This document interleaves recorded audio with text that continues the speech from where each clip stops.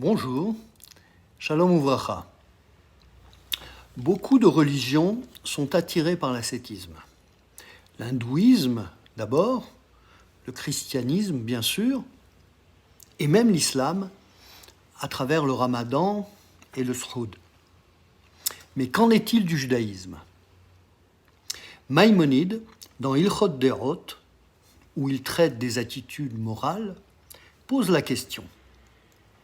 L'homme pourrait dire, puisque l'envie, le désir, l'ambition sont des défauts et provoquent la déchéance de l'homme, je vais m'en écarter le plus possible et aller vers l'autre extrême, jusqu'à ne pas manger de viande, ni boire de vin, ne pas me marier, ne pas habiter une demeure confortable ou porter de beaux vêtements, mais porter cilice, bure, etc. Et cette question, précisément, est traitée dans Parashat Nasso au sujet du nazir. En français, l'abstème. Le nazir fait vœu de ne pas boire de vin ou de ne pas manger ou consommer tout dérivé du raisin, de ne pas se couper les cheveux et de rester en état de pureté. Ainsi, il ne doit pas entrer en contact avec un mort, même s'il s'agit de ses parents les plus proches, y compris son père et sa mère.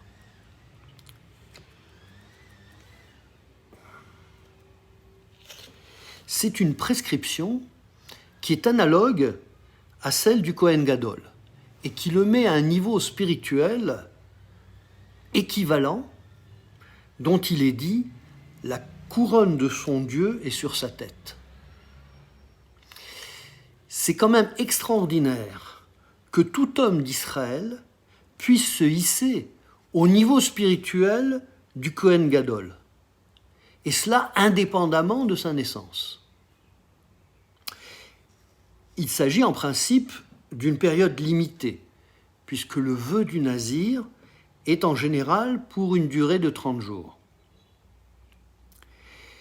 Dans la Gemara Ta'anit, Rabbi Elazar appelle le nazir saint.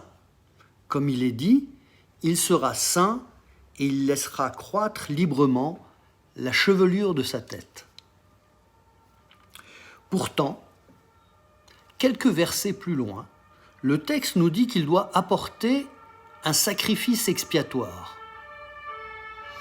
Quelle faute a-t-il commise? D'après Rabbi Elazar Akapar, il s'est mortifié en se privant de vin, et c'est en cela que consiste sa faute, et c'est pour cela qu'il doit apporter un sacrifice. Mais, pour Rabbi Elazar, qui le considère comme saint, il s'agit d'un cas où il s'est rendu impur. Pour Nachmanide, il apporte un sacrifice à l'issue de la période de son vœu parce qu'il aurait dû, idéalement, rester dans cet état de sainteté de façon permanente. On voit donc qu'il y a un grand débat fondamental au sujet de l'ascétisme. Comment est-ce que le Rambam tranche? Dans Ilchot Derot, il dit que l'ascétisme est une mauvaise voie et il est interdit de l'emprunter. Celui qui l'adopte est appelé pécheur. Comme il est écrit au sujet du nazir, il fera expiation de la faute qu'il a fait contre l'être vivant.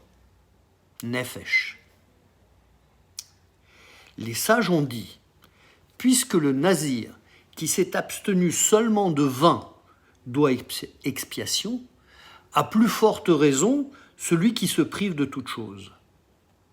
C'est pourquoi ils ont dit que l'homme ne doit pas se priver en dehors des choses interdites par la Torah elle-même. Maïmonide est ici fidèle à sa doctrine de la mesure dans les attitudes morales, de la voie du milieu. Mais, ô surprise, Dans Hilchot Nazir, il dit que qui fait vœu pour Hachem, pour aller vers la sainteté, c'est une chose belle et digne d'éloge. Et la Torah le considère comme égal au prophète, comme il est dit, c'est parmi vos fils que j'ai suscité des prophètes, parmi vos adolescents des Naziréens, dans Amos. Comment Maïmonide peut-il ainsi se contredire à l'intérieur même du Mishneh Torah? En fait, Maïmonide décrit deux voies spirituelles différentes. La voie du sage, le Chacham, et la voie du saint, le Hassid. Le Chesed est une qualité qui ne connaît pas de limite. Le saint est un personnage extrême, exalté. Le sage, lui, est dans la raison.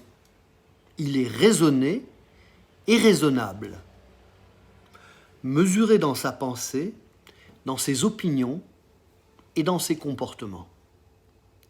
Il choisit la voie du milieu, la voie de l'équilibre et de la modération. Certes, le saint recherche un contact avec la divinité, un contact direct dans la voie de la prophétie. Mais nos sages nous disent que le sage vaut mieux que le prophète. Pour l'équilibre du monde, pour l'établissement de relations sociales harmonieuses, il faut suivre la voie de la modération. Certains peuvent avoir une recherche spirituelle, personnelle, sur la voie de la sainteté, en se retranchant du monde et de ses contraintes. Leur démarche est respectable, et même digne d'éloge, mais cela reste une démarche individuelle, qui ne convient pas à tous, et qui serait même dommageable au plus grand nombre, car la société ne pourrait plus fonctionner. Il est d'ailleurs étonnant de noter, dans notre époque si matérialiste, que de plus en plus de gens s'intéressent à la mystique et veulent s'imposer des contraintes supplémentaires. Leur démarche est honorable, mais elle reste une démarche individuelle, personnelle. Elle ne peut en aucun cas être érigée en norme.